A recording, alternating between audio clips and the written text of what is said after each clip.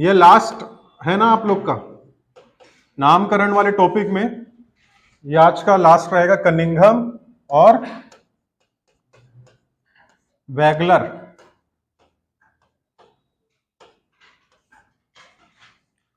कौन है कनिंघम और वैगलर? कौन है कनिंघम और वैगलर? अंग्रेज है? ठीक, अंग्रेज तो है ना। पुरातत्ववेत्ता है, आर्कियोलॉजिस्ट है। कौन? कनिंघम। और वैगलर उसका असिस्टेंट है। कनिंघम कौन है? आर्कियोलॉजिस्ट। देखो ना जी, पुरातत्ववेत्ता। कनिंघम कौन? पुरातत्ववेत्ता या आर्कियोलॉजिस्ट। क्या होता है पुरातत्ववेत्ता? समझते हैं? जो खोज करता है, किसकी? जो स्टडी करता है ना। जो क्या करता है? स्टडी करता है, रिसर्च करता है पुरानी चीजों पर, वो क्या कहलाता है? आर्कियोलॉजिस्ट या पुरातत्ववेत्ता कहलाता है। तो अलेक्जेंडर कनिंघम, ये पूरा नाम है इनका, अलेक्जेंडर कनिंघम। ये कौन है? पुरातत्ववेत्ता है, आर्कियोलॉजिस्ट हैं, जो पुरानी चीजों का क्या करते हैं?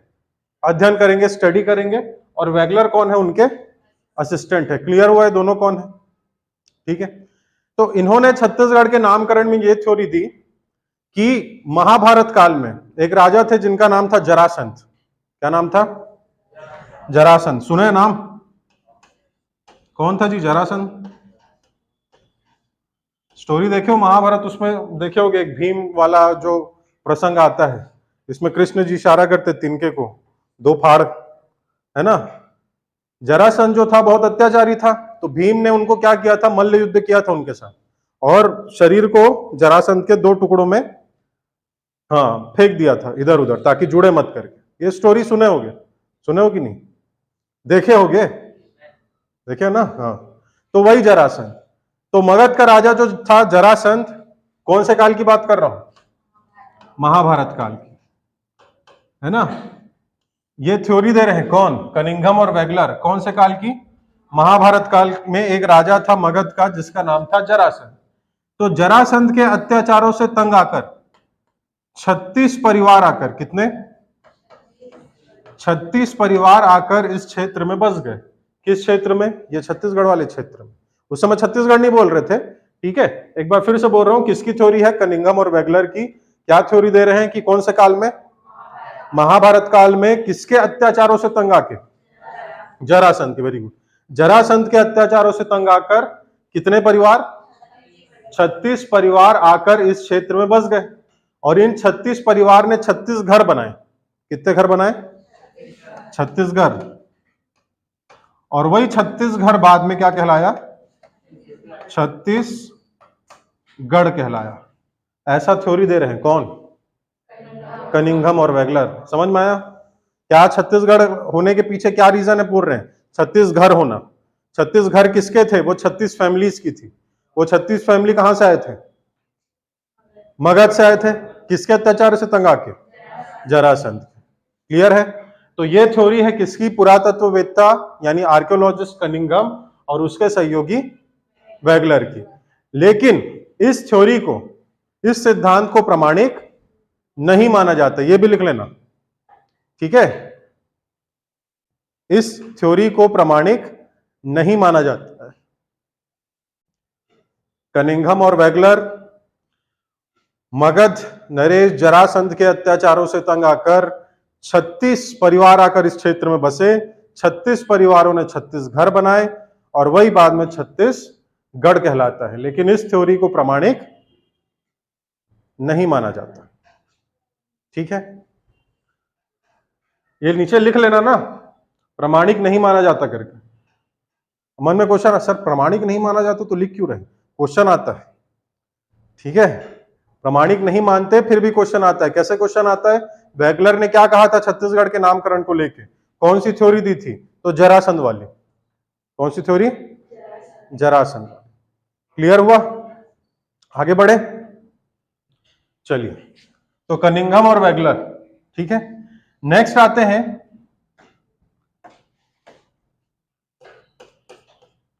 राय बहादुर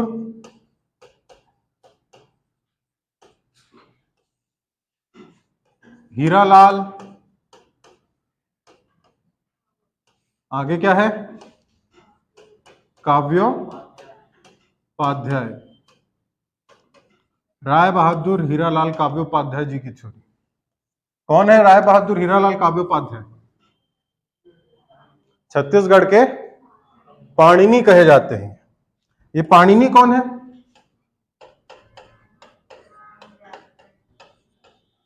पाणिनि कौन है भाई?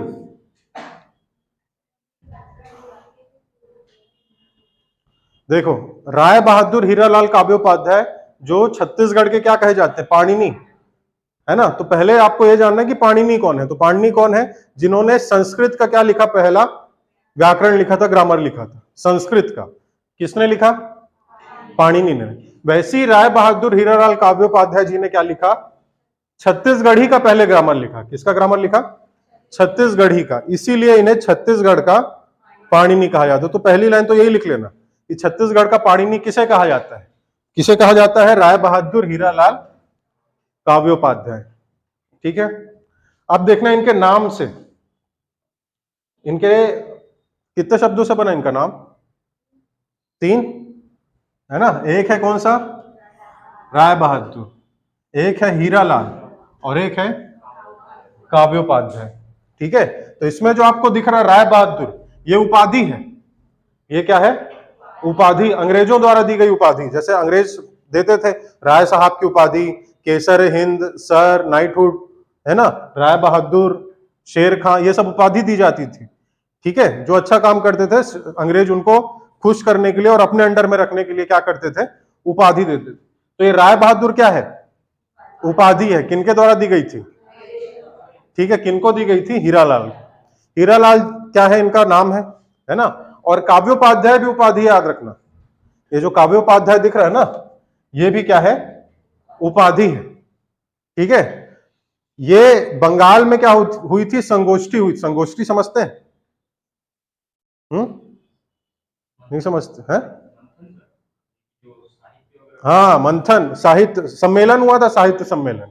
ठीक है। तो उसमें भाग लेने गए थे कलकत्ता, कौन? हमारे हीरालाल जी। तो इनकी विद्वता से खुश होकर वहां के लोगों ने इन्हें काव्योपाध्याय की उपाधि दी थी। तो आपको यह याद रखना है, राय बहादुर किनके द्वारा? ब्रिटिशर्स, अंग्रेज। और काव्योपाध्याय बंगाल के साहित्य सम्मेलन में इनको मिला था। किनको? हीरालाल जी को। एक बार क्वेश्चन आया हुआ था कि हीरालाल काव्योपाध्याय का वास्तविक नाम क्या है करके। ठीक है। तो लिख लीजिएगा, हीरालाल चंद्रनाहू।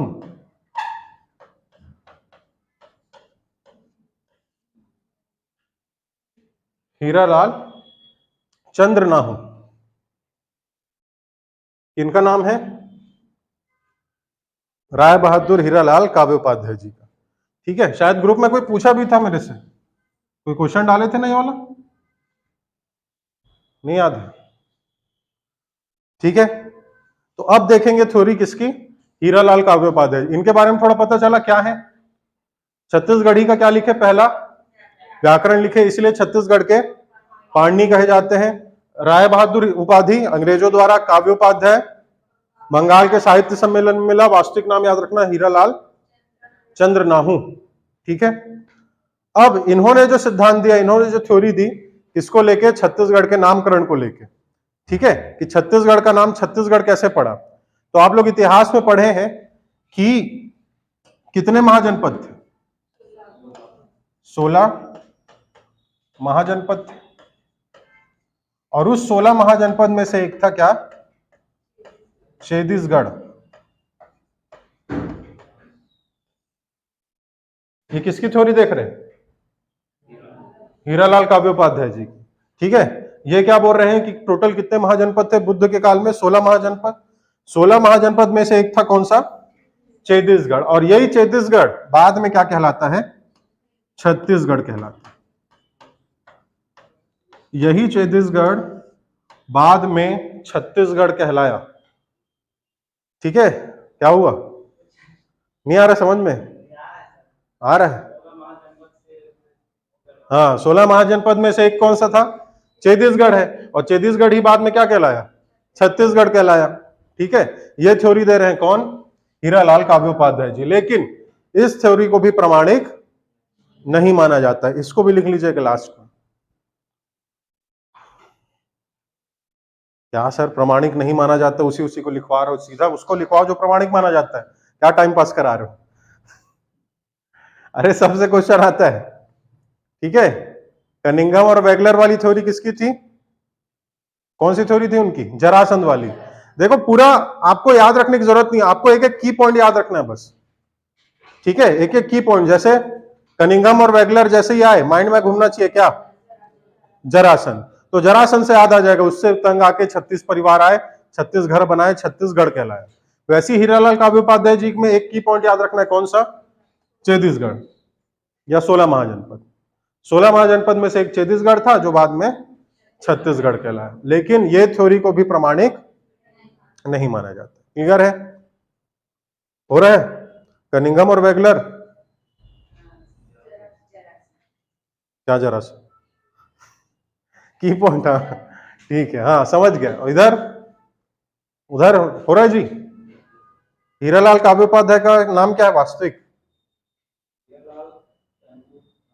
चंदू चंद्र नाम, अपना नया वास्तविक नाम बना रहे। हीरालाल चंद्र नाम। चलिए नेक्स्ट थ्योरी आते हैं।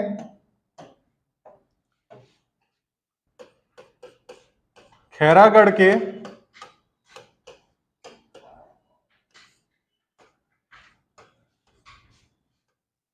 लाल प्रद्युमन सिंह, खैरागढ़ के लाल प्रद्युमन सिंह, ठीक है।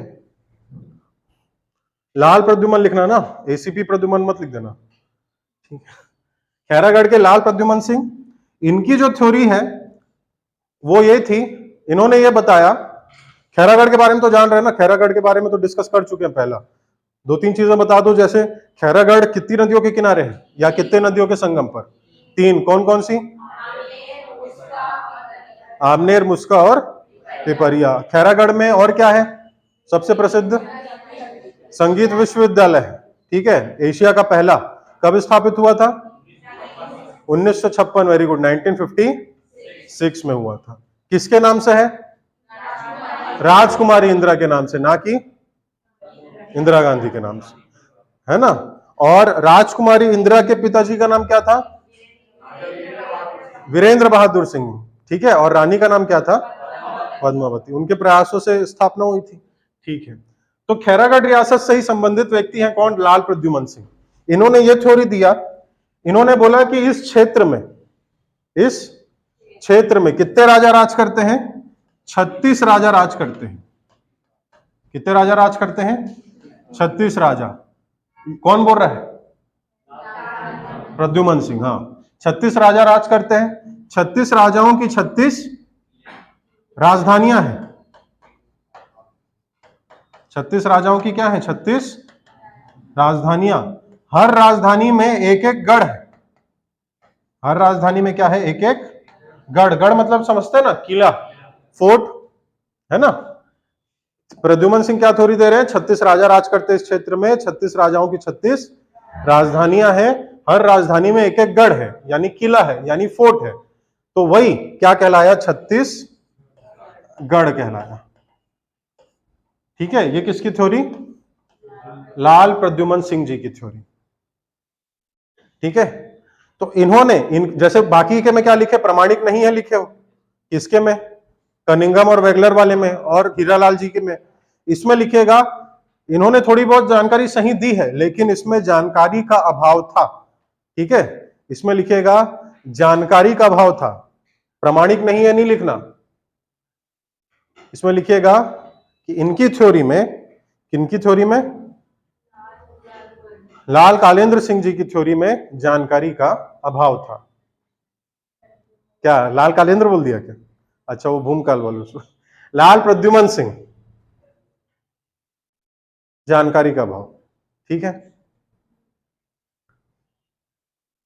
देखिए बार बार बोल रहा हूं, सबके की पॉइंट याद रखना है। कनिंघम वेगलर का क्या था पॉइंट?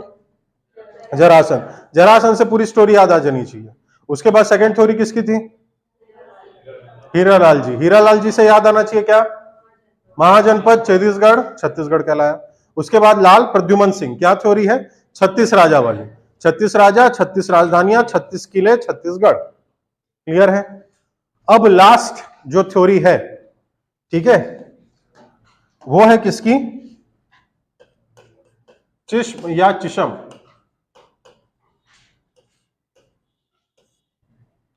किसकी थ्योरी है ये? कौन था ये? अंग्रेज? च है जी, च, चिशम।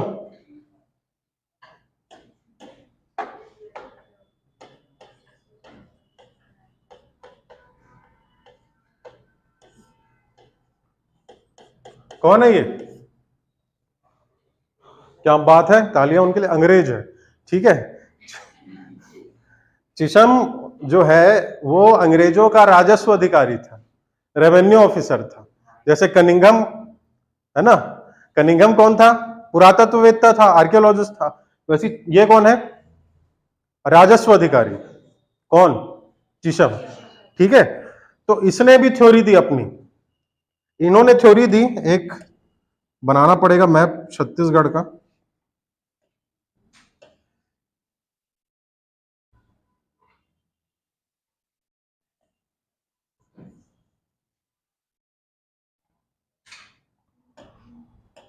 इन्होंने थ्योरी दिया कि कौन सी नदी? शिवनाथ नदी।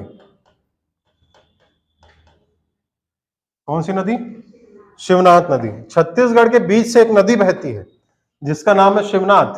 तो शिवनाथ के उत्तर में कितने गढ़? 18 गढ़। गढ़ मतलब समझ गए ना, किले या फोर्ट, है ना। और शिवनाथ नदी के दक्षिण में 18 गढ़, और यही दोनों 18 गढ़ मिला के क्या बने? छत्तीसगढ़ बने। ऐसा कौन थ्योरी दे रहे हैं? चिशम दे रहे। क्लियर है? ठीक है। और यही, फिर से बोल रहा हूं, चिशम कौन है? अंग्रेजों का राजस्व अधिकारी है। क्या थ्योरी दे रहे हैं कि कौन सी नदी? शिवनाथ नदी। शिवनाथ नदी के उत्तर में कितने गढ़? 18। शिवनाथ नदी के दक्षिण में कितने गढ़? 18। और 18 कितने हो गए? छत्तीसगढ़। इसीलिए छत्तीसगढ़ को क्या कहा जा गया? छत्तीसगढ़ के कहा गया। ये थ्योरी ये दे रहे हैं, लेकिन ये थ्योरी इनकी नहीं है। ठीक है, क्या बोलते हैं छत्तीसगढ़ी में जो चोर रहता है उसे? चोरहा। और क्या बोलते हैं? चोट्टा। चोट्टा किसको बोलते हैं? चोट्टा बोलते हैं। हाँ, तो एक नंबर का यही है। कौन? चिशम। हालांकि अपना थोड़ा बहुत मेहनत था इनका, लेकिन एक राजा आप लोग को बताया था, कलचुरी राजा, जो अकबर और जहांगीर, बताया था ना, कल्याण साय। कौन? कल्याण साय। तो कल्याण साय की थ्योरी को ये कॉपी पेस्ट किया है। कौन? चिशम। ठीक है। और कल्याण साय कौन सा टाइम पीरियड के? कलचुरी, मध्यकालीन इतिहास, ये पढ़ेंगे आगे हम लोग। ठीक है, लेकिन थोड़ा बहुत कल्याण साय जी के बारे में बताया था। इन्होंने क्या किया था अपने क्षेत्र में? कलचुरी शासक कल्याण साय ने राजस्व की जमाबंदी प्रणाली लागू की थी। क्या लागू की थी? राजस्व की जमाबंदी प्रणाली। रेवेन्यू का जो टैक्सेशन सिस्टम था वो सुदृढ़ तरीके से अपने क्षेत्र में लागू किया था। किन्होंने? कल्याण साय ने। तो जब वो ये सिस्टम अपने क्षेत्र में लागू कर रहे थे, तभी उन्होंने बता दिया था ये 18 गढ़ वाला, तो ये पहले से ही बता चुके हैं। कौन? कल्याण साय।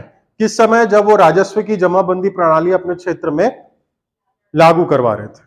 ठीक है, उसी के चलते तो अकबर ने बुलाया था ना उनको। ये पढ़े ना, बाबू रेवाराम के अनुसार अकबर ने बुलाया, जहांगीर ने बुलाया देवार गीत के अनुसार, और तुजुके जहांगीर में परवेज लेके गए। ये सब अलग अलग पढ़ेंगे थ्योरी हम लोग। ठीक है, तो कल्याण साय ने क्या किया था? राजस्व की जब जमाबंदी प्रणाली छत्तीसगढ़ में लागू कर रहे थे, तभी ये 18 गढ़ वाला कॉन्सेप्ट उन्होंने दिया था। उसी के आधार पे चिशम ने क्या किया? ये थ्योरी दिया है। कौन सा? 18 गढ़ों वाली। कौन सी नदी के किनारे, सॉरी, कौन सी नदी के उत्तर और दक्षिण में? शिवनाथ नदी। शिवनाथ नदी का उद्गम कहां से होता है? हाँ, 2 साल पहले कहां से होता था? पाना बरस की पहाड़ी अंबागढ़ चौकी से होता था, लेकिन अब 2 साल के बाद किससे होता है? महाराष्ट्र से होता है। ठीक है, ऐसा कुछ है क्या?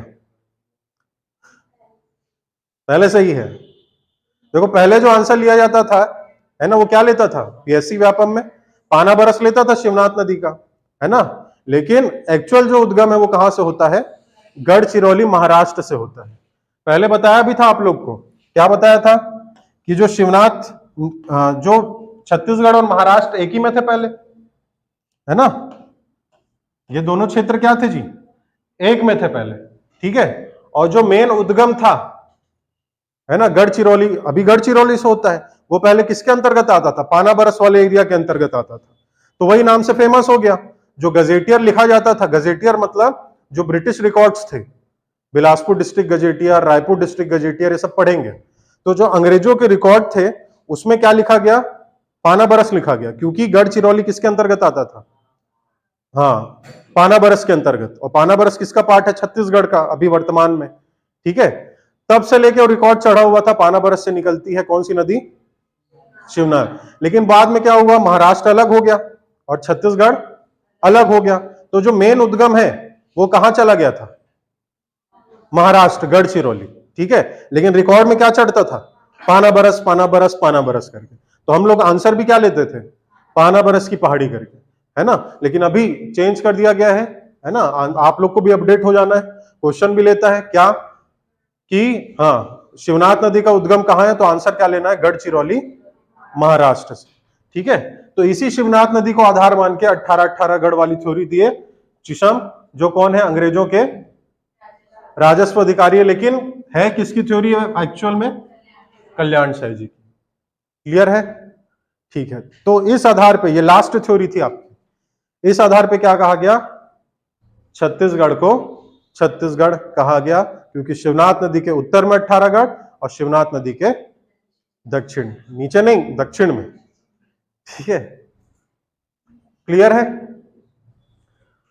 अब दो तीन पॉइंट्स एक्स्ट्रा या महत्वपूर्ण तथ्य करके नोट कर लेना, है ना। टोटल कितने पॉइंट्स देख लिए इसमें नामकरण वाले में, एक बार रिपीट कर लेते। सबसे पहले कौन सा था, रामायण काल, हाँ, फिर महाभारत काल, महाभारत काल के बाद वेनसांग, वेनसांग के बाद वराहमिहिर, बृहद संहिता, फिर गुप्त काल, फिर कवि दलपत राव, कवि गोपाल मिश्र, सल्तनत और मुगल काल, रतनपुर राज्य कहा गया। उसके बाद फिर बाबू रेवाराम, बाबू रेवाराम के बाद कनिंघम और वेगलर की थ्योरी, जरासंध वाली। फिर कौन सा, क्या चीज,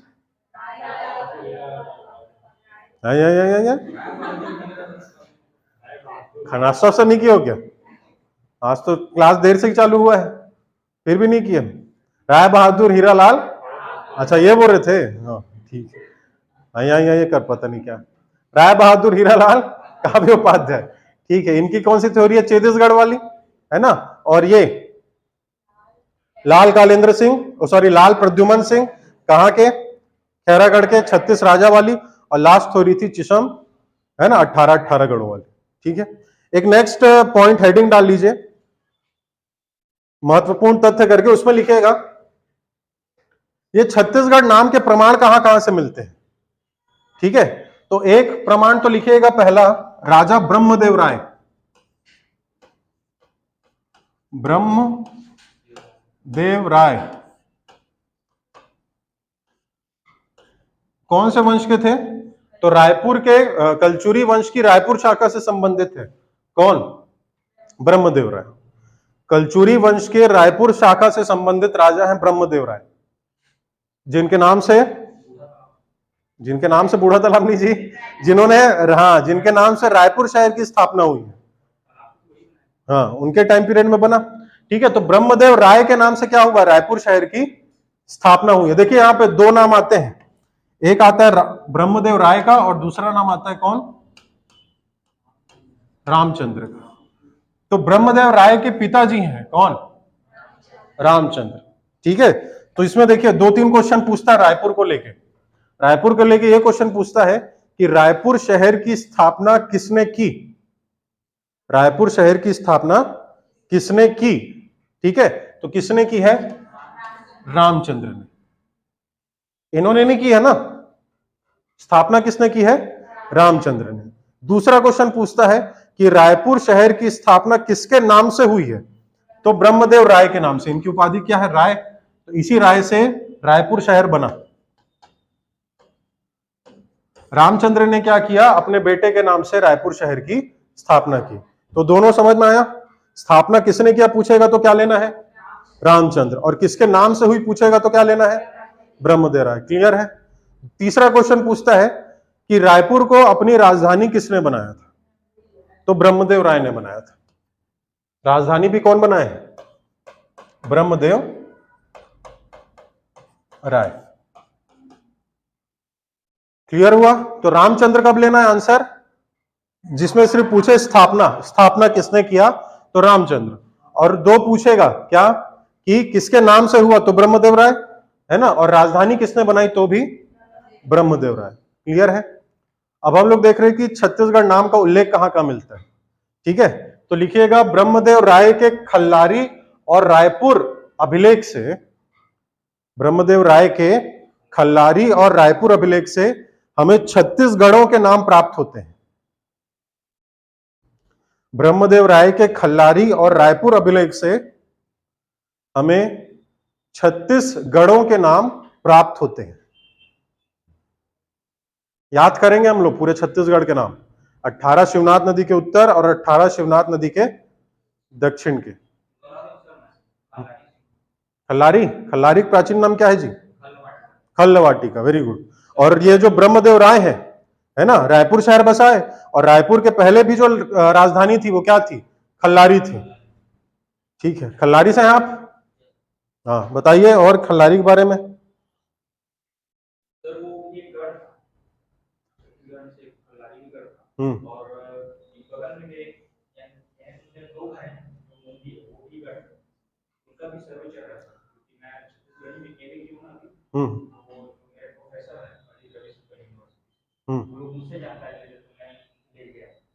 भाई अब जो जिस जगह में जहां पे जिसका निवास स्थान है वो अपने भौगोलिक एरिया को जानेगा ही। अगर आप उधर जाओगे पूरा बाग बार आगे रोड तरफ, है ना, तो उधर एक गढ़ है सुअरमार करके। सुअरमार भी क्या है? एक गढ़ है, रायपुर के दक्षिण वाला, मतलब शिवनाथ नदी दक्षिण वाला। हाँ, ये सब क्या है? पूरे गढ़, रायपुर, पाटन, राजिम, ये सब पूरे गढ़ थे। आगे पढ़ेंगे हम लोग। जैसे 14 रियासत याद किए थे ना, है ना, क्या था ट्रिक? बस काके नाक छुई राखे कोसा उस जचा, 14 रियासतों के। वैसे ही छत्तीसगढ़ के नाम हम लोग भी याद करेंगे, 18 शिवनाथ नदी के उत्तर वाले और 18 शिवनाथ नदी के दक्षिण वाले।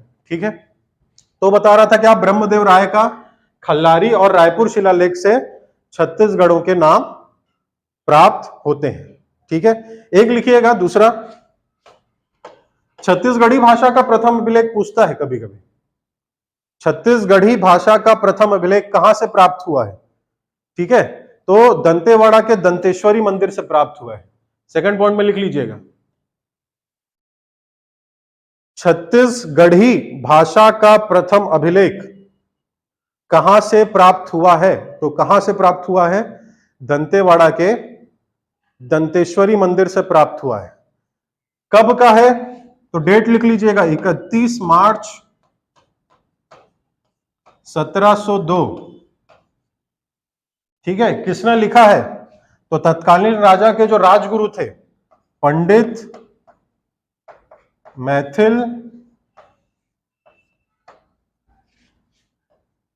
भगवान मिश्र। फिर से बोल रहा हूं, छत्तीसगढ़ी भाषा का प्रथम अभिलेख कहां से प्राप्त हुआ है? दंतेवाड़ा के दंतेश्वरी मंदिर से। कब का अभिलेख है वो? 31 मार्च 1702। ठीक है, मांग नहीं रहा हूं 1702 करके, डेट है 1702, है ना।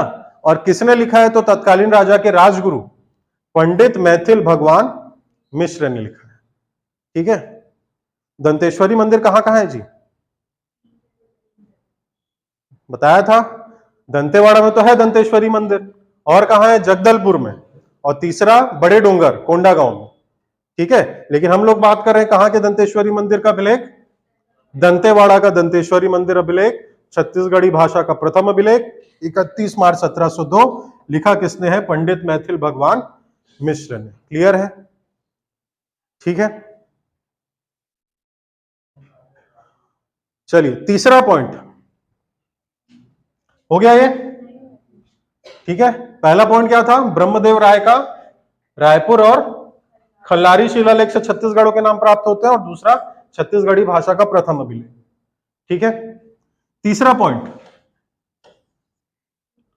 बिलासपुर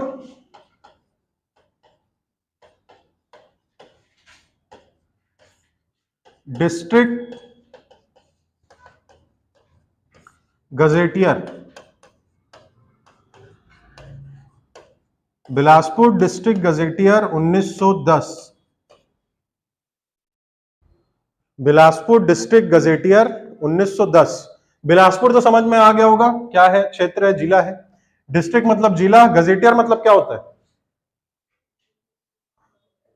राजपत्र होता था जो रिकॉर्ड मेंटेन करते थे अंग्रेज लोग, है ना। उस देखो छत्तीसगढ़ में प्राचीन, अगर बहुत पुराने जिलों की बात करें तो दो ही थे, रायपुर और बिलासपुर, ठीक है। बाद में 1906 में कौन सा बना, दुर्ग। तो जितने भी गजेटियर थे, जो भी सूचना इंफॉर्मेशन थी, वो दो के नाम से आपको ज्यादा मिलेगी, रायपुर डिस्ट्रिक्ट गजेटियर और बिलासपुर डिस्ट्रिक्ट गजेटियर। तो बिलासपुर डिस्ट्रिक्ट गजेटियर कब, 1910 का है ये। तो उस 1910 के बिलासपुर डिस्ट्रिक्ट गजेटियर में यह जानकारी मिलती है कि 1795 में, कब, 1795 में यूरोपीय यात्री कौन, कैप्टन जेटी ब्लंट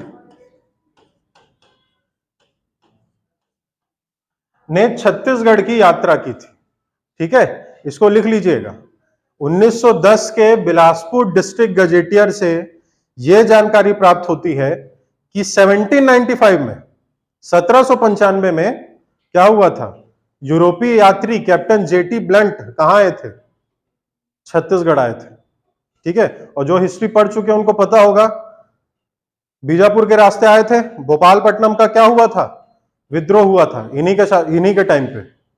बाद में फिर इधर कांकेर साइड से घूम के आते हैं। 1795 में इन्हीं के शासनकाल में, मतलब शासनकाल बोलता हूं, सॉरी, जब ये छत्तीसगढ़ आ रहे थे तो भोपालपट्टनम का क्या हुआ था, विद्रोह हुआ था, ठीक है। तो लिख लीजिएगा, बिलासपुर डिस्ट्रिक्ट गजेटियर 1910 में छत्तीसगढ़ के बारे में क्या कहा गया है कि 1795 में कैप्टन जेटी ब्लंट ने क्या किया था, छत्तीसगढ़ की यात्रा की थी, ठीक है। और इन्हीं के यात्रा के आधार पे, इसी के आगे लिखिएगा, जेटी ब्लंट के ही यात्रा विवरण को आधार मान के, जेटी ब्लंट के ही यात्रा विवरण को आधार मानकर जेनकिंस ने, किन्होंने,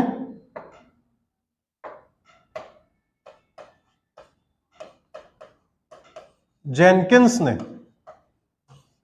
एक किताब लिखी थी, जमींदार्स ऑफ छत्तीसगढ़, जमींदार्स ऑफ छत्तीसगढ़, ठीक है। फिर से बोल रहा हूं, ध्यान से सुन लो, पहले स्टेनो की हो गया, लिखना चालू कर दे तो धाए धाए, ठीक है। क्या बोल रहा था, 1910 का क्या, बिलासपुर डिस्ट्रिक्ट गजेटियर, क्या है उसमें कि 1795 में यूरोपीय यात्री कैप्टन जेटी ब्लंट ने क्या किया, छत्तीसगढ़ की यात्रा की, और इन्हीं के यात्रा विवरण के आधार पर, यानी जेटी ब्लंट ने जो जो लिखा है उसी को आधार मान के इन्होंने मतलब जेनकिंस ने एक किताब लिखी थी। वो किताब का नाम क्या है, जमींदार्स ऑफ छत्तीसगढ़, ठीक है। इसको भी नोट कर लीजिएगा, स्टार मार्किंग कर लीजिएगा। जमींदार्स ऑफ छत्तीसगढ़ बुक किसने लिखी है, तो किसने लिखी है, जेनकिंस ने लिखा है, ठीक है। किसको आधार मान के लिखा है, जेटी ब्लंट को। जेटी ब्लंट कब आया, 1795 में आया। किसमें वर्णन है, 1910 के बिलासपुर डिस्ट्रिक्ट गजेटियर, ठीक है। चलिए, नामकरण जो है खत्म होने का नाम ही नहीं ले रहा है ना। बहुत लंबा चल रहा है क्या नामकरण, नहीं चल रहा है, और चलाना है, ठीक है। ये आखिरी क्लास रहेगा नामकरण का, ठीक है। उसके बाद छत्तीसगढ़ का नामकरण वाला टॉपिक खत्म हो जाएगा, नेक्स्ट टॉपिक चालू करेंगे। अब आप लोग को यह पता है कि छत्तीसगढ़ को कोसल कहा जाता है। कोसल क्यों कहा जाता है, कोसल नाम का अर्थ क्या है, कोसल नाम का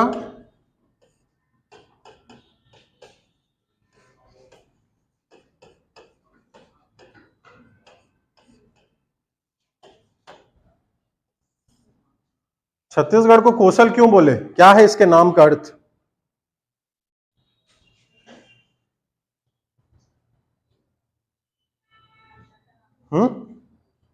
किसके नाम से है कोसल क्षेत्र, क्यों कहा गया कोसल? हाँ देखिए, इसको भी लेके अलग अलग है, ठीक है। पहला, एक राजा कोसल थे, पढ़े थे ना, कौन सी किताब? कोसल खंड, वेरी गुड। पढ़े थे कि कोसल खंड एक ग्रंथ था जिससे जानकारी मिलती है कि नागपत्तन के, हाँ, विंध्याचल पर्वत के दक्षिण में नागपत्तन के पास एक राजा है जिनका नाम कोसल, तो वही कोसल के नाम से इस क्षेत्र का नाम क्या हुआ था? कोसल हुआ था। तो ये पहला कारण तो ये है कोसल नाम के अर्थ का, कि कोसल राजा के नाम से इस क्षेत्र का नाम कोसल पड़ा। दूसरा जो कारण मिलता है वो मिलता है कौन सा? माता कौशल्या। माता कौशल्या, माता कौशल्या इस क्षेत्र की निवासी थी, ठीक है। तो माता कौशल्या जी के नाम से इस क्षेत्र का नाम क्या हुआ?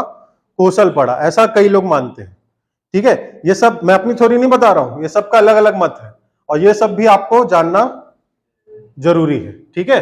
कौशल नाम के पीछे क्या है? एक तो राजा कौशल के नाम से, दूसरा माता कौशल्या के नाम से, ठीक है। आप उनके बारे में पढ़े ना, ठाकुर प्यारेलाल सिंह, नहीं गुप्त। देखो छत्तीसगढ़ में आप दो ठाकुर प्यारेलाल के बारे में पढ़ेंगे, एक ठाकुर प्यारेलाल सिंह है और एक ठाकुर प्यारेलाल गुप्त है, ठीक है। तो कई बुक वालों को समझ नहीं आता है ना, कि ये है किसका। तो कई लोग क्या रहता है, बुक्स में ठाकुर प्यारेलाल दे देते हैं। अब सिंह है कि गुप्त है वो आप लोग जानो, ठीक है। तो डिफरेंशिएट करने का यही है कि जो ठाकुर प्यारेलाल सिंह है वो स्वतंत्रता संग्राम सेनानी है। अधिकतर उनका जो नाम आएगा आपको सामने, वो स्वतंत्रता संग्राम सेनानी के रूप में आएगा, ठाकुर प्यारेलाल सिंह जी का। और जो ठाकुर प्यारेलाल गुप्त हैं वो साहित्यकार और इतिहासकार हैं छत्तीसगढ़ के। कौन? ठाकुर प्यारेलाल गुप्त। नाम सेम है, सरनेम अलग है। गुप्त साहित्यकार और इतिहासकार, और सिंह कौन है? स्वतंत्रता संग्राम सेनानी। ये कौन है? साहित्य और इतिहासकार। ये क्या बोले कि माता कौशल्या जी के नाम से क्या हुआ? इस क्षेत्र का कोसल नाम पड़ा है, ठीक है। तीसरा कारण यह मिलता है कोसा के कारण। किसके कारण? कोसा। छत्तीसगढ़ में कोसा होता है कि नहीं? पहनते हो कि नहीं? लाना सबके लिए एक, ठीक है। कोसा देखे हो कि नहीं? है ना, पहनते भी होगे, है ना। छत्तीसगढ़ के कौन से दो क्षेत्र प्रसिद्ध है कोसा के लिए? जांजगीर चांपा और बस्तर, ठीक है। तो और एक क्वेश्चन तो ये भी पूछता है कि छत्तीसगढ़ में कौन से कोसे का उत्पादन सबसे ज्यादा होता है? कोसा में भी अलग अलग प्रकार होता है ना। Tussar, very good. कौन सा कोसा? टसर कोसा छत्तीसगढ़ में सबसे ज्यादा होता है। टसर का ही ज्यादा असर है, याद रखना। छत्तीसगढ़ में किसका असर ज्यादा है? टसर का ज्यादा असर है। टसर कोसा छत्तीसगढ़ में ज्यादा मिलता है। तो कोसा यहाँ पे प्राचीन काल से ही बहुत ज्यादा उत्पादन होता था इसका, ठीक है। इस कारण, कोसा के कारण छत्तीसगढ़ को क्या बोले? कोसल बोले, ऐसा कई लोग मानते हैं, ठीक है। तो इसको भी याद रखना है ना।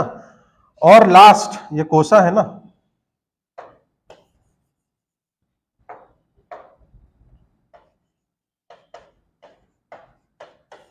और लास्ट जो है चौथा, ऐसा मानते हैं कि कोसल शब्द की उत्पत्ति जो है संस्कृत भाषा के कुशल से हुई है।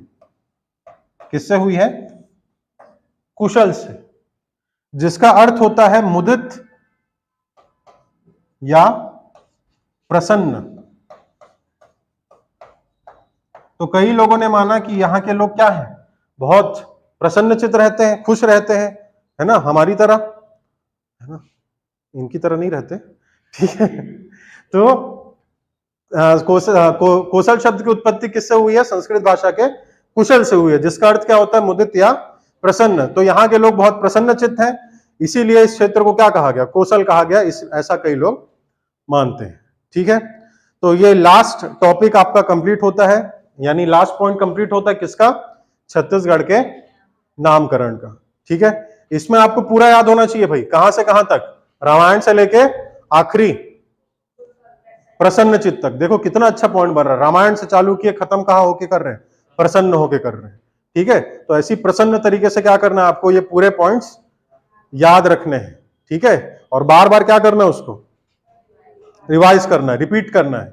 रिपीटेशन ही मेमोरी है, पुनरावृत्ति ही, हाँ बस बोलना है, पुनरावृत्ति ही स्मृति है। पुनरावृत्ति होती भी है कि नहीं होती है, होती है, हो रहा है पुनरावृत्ति। कल का पढ़ाए थे वो हुआ था, परसों वाला वो कल हुआ था, और नरसों वाला परसों हुआ था। ग्रहण मोक्षानुग्रह हो गया।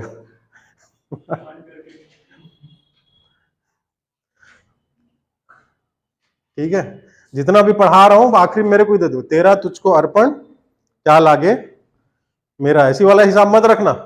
ठीक है, ये सब पॉइंट्स इंपॉर्टेंट है, और जिसको मार्किंग करवाया हूं ना उसको तो पूरा क्या करना है, कंठस्थ कर लेना है। ठीक है, चलिए बाकी नेक्स्ट क्लास में देखेंगे।